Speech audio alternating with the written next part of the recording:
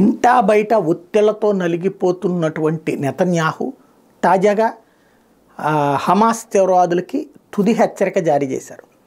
ఇప్పటికే ఓ పక్కన కీలకమైన రఫా మీద దాడులు జరుగుతున్నాయి, గాజాలోని ఇతర ప్రాంతాల మీద దాడులు జరుగుతున్నాయి. మరొక వైపున బందీలు కూడా చచ్చిపోతారంటూ బందీల కుటుంబ సభ్యులు ఇజ్రాయెల్లో ఆందోళనకు దిగుతున్నారు. దీన్ని దృష్టిలో పెట్టుకుని మా ఇజ్రాయెల్ పౌరుల యొక్క ఆలోచన మేరకు నేను చిట్ట చివరి అవకాశం ఇస్తున్నాను. హమాస్ తీవ్రవాదులు తమ దగ్గర ఉన్న బందీలందరినీ విడిచిపెట్టండి.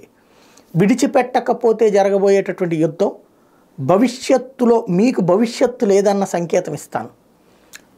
ఉగ్రవాదం అనేటువంటిది శాశ్వతం కాదని నిరూపిస్తాను, తుదముట్టిస్తాను.